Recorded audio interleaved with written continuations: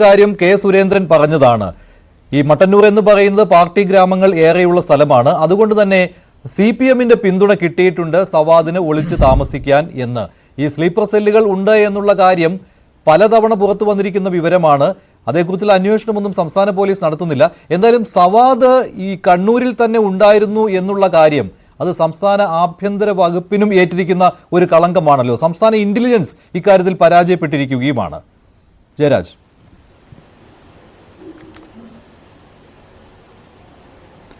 ഇതിനകത്ത് നമ്മൾ പരിശോധിക്കേണ്ടത്, നേരത്തെ ന്യൂസ് 8-ന്റെ റിപ്പോർട്ടർ പറഞ്ഞതുപോലെ ഈ 19 മൈലെന്ന് പറയുന്നത് മുസ്ലിം ലീഗ് ഭരിക്കുന്ന വാർഡാണ്.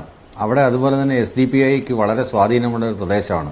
ആ പ്രദേശത്ത് വളരെ തുലവും തുച്ഛമായ രീതിയിൽ CPM-ന്റെ പ്രവർത്തകരുള്ളൂ. അതിന് ഞാൻ ഡിഫെൻഡ് ചെയ്യാൻ വേണ്ടി പറയുന്നതല്ല. ഇതെല്ലാം നമ്മൾ സംസാരിക്കുമ്പോൾ തന്നെ ഈ ഒരു വിഷയത്തിൽ, ജോസഫ് സാറിന്റെ വിഷയത്തിലുണ്ടായ മനുഷ്യത്വ വിരുദ്ധത നമ്മൾ കാണാതിരുന്നുകൂടാ. ഇതിനകത്ത് ഏറ്റവും ഉത്തരവാദികളായിട്ട് ഞാൻ കണക്കൂട്ടുന്നത്, അല്ലെങ്കിൽ നമ്മൾ കാണേണ്ടത് സിവിൽ സൊസൈറ്റിയാണ്. സിവിൽ സൊസൈറ്റിയുടെ ഇടപെടലില്ലായ്മയാണ് ഇതിന്റെ ഏറ്റവും വലിയ പ്രശ്നം, ഇതിന്റെ ഏറ്റവും വലിയ ദൗർഭാഗ്യകരമായ അവസ്ഥ. ഇതിന്റെ അനന്തരഫലം സിവിൽ സൊസൈറ്റിയുടെ തന്നെ തകർച്ചയാണ്. ഇത് നമ്മൾ മധുവിന്റെ കേസിൽ നമ്മൾ കണ്ടതാണ്. അതായത് ഒരു വിഷയം ഉണ്ടാകുമ്പോൾ അയാൾ തെറ്റാണെങ്കിൽ അത് കോടതിയിൽ ശിക്ഷിക്കട്ടെ. ആ സമയം അല്ലാതൊരു ഒരാളെ ഇങ്ങനെ ആക്രമിക്കുമ്പോഴൊക്കെ ഇരയുടെ കൂടെ നിൽക്കേണ്ടതിന് പകരം നീതി നിഷേധമാണ് ഇവിടെ ഉണ്ടായത്. അതിനകത്ത് രാഷ്ട്രീയ പാർട്ടികൾ, സർക്കാർ സംവിധാനം, സഭ, പോലീസ് സംവിധാനം, അധ്യാപക സംഘടന, വിദ്യാർത്ഥി സംഘടന, ഇവരെ ആരും തന്നെ, നമ്മൾ ഉൾപ്പെടെയുള്ള ആളുകൾ ക്രിയാത്മകമായി ഇടപെട്ടിട്ടില്ല.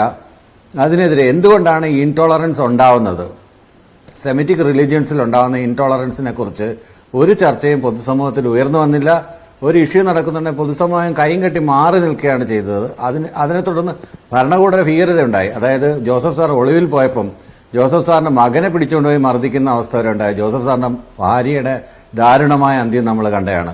എന്നിട്ട് സാധാരണഗതിയിൽ സഭയുമായിട്ട് ബന്ധപ്പെട്ട എന്തെങ്കിലും പള്ളിയിലച്ചന്മാർക്ക് എന്തെങ്കിലും വിഷയം ഉണ്ടായ സഭ കൃത്യമായ ഇടപെടൽ നടത്തുകയും, ആ സമയം കന്യാസ്ത്രീയുടെ വിഷയമാണ് നടക്കുന്നതെങ്കിൽ ചിറ്റമ്മ നയം സ്വീകരിക്കുകയും ചെയ്യുന്നതൊക്കെ നമ്മൾ ധാരാളം കണ്ടിട്ടുള്ളതാണ്. അതുപോലെ പൂർണ്ണമായിട്ട് ഈ കോളേജ് മാനേജ്മെന്റ്, സഭ, പിന്നെ പൊതുസമൂഹം, പോലീസ്, വിദ്യാർത്ഥി സംഘടനകൾ, അധ്യാപക സംഘടന, ഇവരെല്ലാം ഈ കാര്യത്തിന് കുറ്റവാളികളാണ്. പിന്നെ ഈ ഒരു വിഷയത്തിൽ നമ്മൾക്ക് പോലീസ് സംവിധാനത്തിനെ അടച്ചാക്ഷേപിക്കാനൊന്നും കഴിയില്ല. കാരണം ഈ ഒരു വിഷയം അന്വേഷിക്കുന്നത് NIA ആണ്. ഒരു കേസ് കൈമാറി കഴിഞ്ഞു കഴിഞ്ഞാൽ അതിനുശേഷം അത് ഏറ്റെടുത്ത് നടക്കുന്നതിനിടയിൽ സ്റ്റേറ്റ് പോലീസിന്റെ ഇടപെടൽ ഉണ്ടാകാനേ പാടില്ല. എന്തെങ്കിലും ഇൻപുട്സ് ഉണ്ടെങ്കിൽ കൊടുക്കാം, അത് സ്വീകരിക്കാം, അവർ ചോദിക്കുകയാണെങ്കിൽ മാത്രമാണ് കൊടുക്കുന്നത്. അല്ലാതെ നമുക്ക് അങ്ങോട്ട് നിന്ന് സബ്മിറ്റ് ചെയ്യാനൊന്നും പറ്റില്ല. അതായത് ഇവിടെ താവളം കേരളമാകുന്നതിലാണ് നമുക്കുള്ള ആശങ്ക. ഡോക്ടർ ബി ജയരാജ്, സംസ്ഥാനത്ത് ഒരു ഭരണമുണ്ടല്ലോ. ഈ ഭരണത്തിന് കീഴിൽ ഇവിടെ എത്രയോ കേസുകളാണ്. ഇപ്പോൾ ശ്രീ പണിക്കർ പറഞ്ഞതുപോലെ എത്രയോ ആളുകളെയാണ് NIA വന്ന് പൊക്കിക്കൊണ്ട് പോകുന്നത്. അപ്പോൾ അത് ആരുടെ പരാജയമാണ്? NIA ആണ് കേസ് അന്വേഷിക്കുന്നത്. പക്ഷെ ഇവർക്ക് ഒളിത്താവളം ഒരുക്കുന്നത് ആരാണ്? അതാണ് ആശങ്കപ്പെടുത്തുന്ന കാര്യം. ഡോക്ടർ ബി ജയരാജ്, ഈ സിവിൽ സൊസൈറ്റിയുടെ കാര്യം പറഞ്ഞപ്പോൾ ഈ ഒരു സംഭവത്തിൽ ഏറ്റവും പ്രധാനപ്പെട്ട, ഏറ്റവും ഞെട്ടിക്കുന്ന ഒരു പ്രതികരണം നടത്തിയത് അന്നത്തെ വിദ്യാഭ്യാസ മന്ത്രിയായിരുന്ന ശ്രീ MA ബേബി ആയിരുന്നു. ആ മണ്ടൻ എന്ന് പറഞ്ഞുകൊണ്ടാണ് ഡോക്ടർ ജോസഫിനെ അദ്ദേഹം അഭിസംബോധന ചെയ്തത്. ഇതൊക്കെ ഇതിലേക്ക് നയിച്ചിട്ടുണ്ട്. ഈ കൈവെട്ടുന്ന ആളുകൾക്ക് പ്രചോദനമായിട്ടുണ്ട്. പിന്നെ ഈ പറഞ്ഞതുപോലെ ഈ ഇടത്താവളം, ഈ ഒളിത്താവളം ഒരുക്കുന്നത് ആരാണ്? അത് നമുക്ക് എല്ലാവർക്കും നാണക്കേടുണ്ടാവുന്നതാണ്. കേരളത്തിൽ നിന്ന് ഇത്രയും തീവ്രവാദികളെ പൊക്കിക്കൊണ്ടു പോകുന്നത്.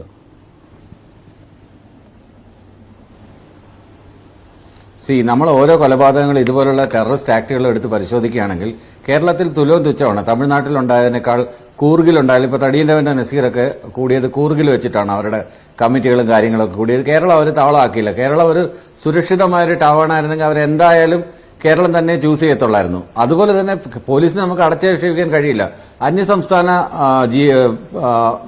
അന്യസംസ്ഥാന തൊഴിലാളികൾ, അതായത് നമ്മൾ ആലങ്കാരികമായി പറയുന്ന അതിഥി തൊഴിലാളികൾ ഇവിടെ വന്ന് കുട്ടികളെ ഉപദ്രവിച്ചപ്പോൾ 24 മണിക്കൂറിനകം ആ പ്രതിയെ പിടികൂടാനും കുട്ടിയുടെ ജീവൻ രക്ഷിക്കാനായില്ല. അത് മറ്റൊരു അവസ്ഥ. അതുപോലെ തന്നെ ഒരു കുട്ടിയെ തട്ടിക്കൊണ്ടുപോയി ആസൂത്രിതമായ പ്ലാൻ ചെയ്ത് 48 മണിക്കൂറിനകം ആ കുട്ടിയെ പിടിക്കുന്നതൊക്കെ നമ്മൾ കണ്ടതാണ്. ഇത് ഇവിടുത്തെ പോലീസ് തന്നെ ചെയ്തതാണ്. അപ്പോൾ ഇതിനെയെല്ലാം നെഗേറ്റ് ചെയ്തുകൊണ്ട് ഇവിടുത്തെ പോലീസ് അകമ്പടി സേവിക്കുകയാണ്. ഇവിടുത്തെ പോലീസിന്റെ ഉത്തരവാദിത്വം ഈ രാഷ്ട്രീയക്കാർക്ക് വേണ്ടിയിട്ട് എസ്കോർട്ട് നടക്കുകയാണെന്നൊക്കെ പറഞ്ഞിട്ട് അതിനെ നിസ്സാരവൽക്കരിക്കുന്നത് അവരുടെ മൊറലിനെ നശിപ്പിക്കുന്നതിന് തുല്യമാണ്. സംവിധാനം എന്ന് പറയുന്ന കാര്യമല്ലല്ലോ.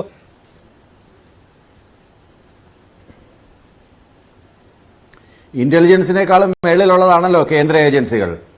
ഇപ്പൊ കേന്ദ്ര ഏജൻസികൾ എത്ര എണ്ണമാണ്? കേന്ദ്ര ഏജൻസികളുടെ ഉദ്ദേശം മറ്റു പലതാണ്. കേന്ദ്ര ഏജൻസികൾ എവിടെയെല്ലാം സംസ്ഥാന സർക്കാരിനെ വെട്ടിലാക്കാമെന്നുള്ള രീതിയിൽ അന്വേഷണം നടത്തിക്കൊണ്ടിരിക്കുകയാണ്.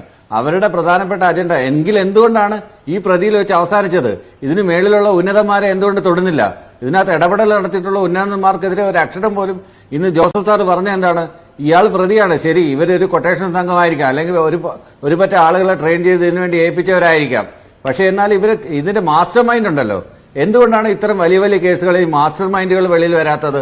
അവിടെയാണ് നമ്മൾ ഈ സംശയിക്കുന്ന ന്യൂനപക്ഷ വർഗീയതയും ഭൂരിപക്ഷ വർഗീയതയും പരസ്പരം ശക്തിപ്പെടുത്തുന്നു എന്നുള്ള കാര്യം വളരെ ക്ലിയർ ആയിട്ട് തെളിയുന്നത്. വളരെ ക്ലിയർ ആണ്, ആ പിക്ചർ വളരെ ക്ലിയർ ആണ്. ഇത് നമ്മൾ മനസ്സിലാക്കാതെ പോയിക്കൂടാ.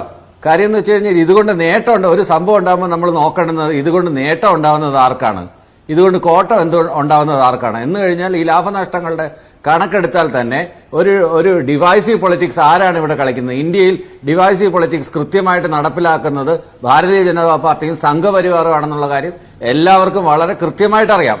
ഏറ്റവും ഒടുവിൽ നടക്കുന്ന 22-ാം തീയതി നടക്കുന്ന ഫംഗ്ഷനെ കുറിച്ച് വരെ വേണമെങ്കിലും അങ്ങനെ ഒരു ഡിവൈസീവ് പൊളിറ്റിക്സ്, മണിപ്പൂരിൽ നടക്കുന്ന കലാപങ്ങൾ, വർഗീയ, ഇപ്പൊ ബിൽക്കിസ് ബാനുവിന്റെ കേസ്, ഇപ്പൊ സുപ്രീം കോടതി വിധി വന്നു. ആ വിധി വന്നെങ്കിലും അത് എങ്ങനെ നടപ്പിലാക്കും എന്നുള്ള കാര്യങ്ങളെക്കുറിച്ചൊക്കെ നമ്മൾ അന്വേഷിക്കേണ്ടിയിരിക്കുന്നു. അത് അവസാന നിമിഷം മാറി മറിയുമോ?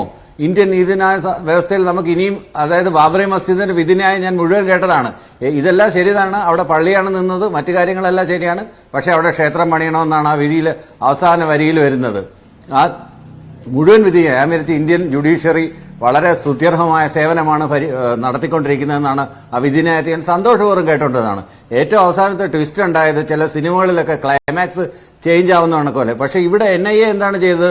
ദുബായിലും ഇന്ത്യൻ എയർലൈൻസിന്റെ വിമാനത്താവളങ്ങളിലും ഇന്ത്യയിലെ എയർപോർട്ടുകളിൽ ലുക്കൌട്ട് നോട്ടീസ്, ഈ സവാദിന്റെ ലുക്കൌട്ട് നോട്ടീസ് അന്വേഷിച്ചുകൊണ്ടിരുന്നതാണ്. ഈ സവാദ് എത്ര നാളായി അവിടെ വന്നു, ആരാണ് അതിന് ഒത്താശ ചെയ്തു കൊടുത്തത്, ആരാണ് ഇതിന്റെ മേലിൽ പ്രവർത്തിച്ചിട്ടുണ്ടെന്നുള്ളതിനെ കുറിച്ച് കൂലങ്കഷമായ അന്വേഷണം സംസ്ഥാന അല്ല ഇപ്പോൾ NIA ഏറ്റെടുത്തിരിക്കുന്നതുകൊണ്ട്, ഭീകരപ്രവർത്തനമായതുകൊണ്ട് NIA അത് വിളിച്ചതുകൊണ്ടാണ്. അല്ലാതെ ഇവിടെ വെച്ചിട്ട് ഈ പ്രതിയെ പിടിച്ചിട്ട് ഇവിടെ വെച്ച് ഈ അന്വേഷണം അവസാനിപ്പിക്കരുത് എന്നാണ് എനിക്ക് അതിനെക്കുറിച്ച് ആദ്യമായിട്ട് പറയാനുള്ളത്.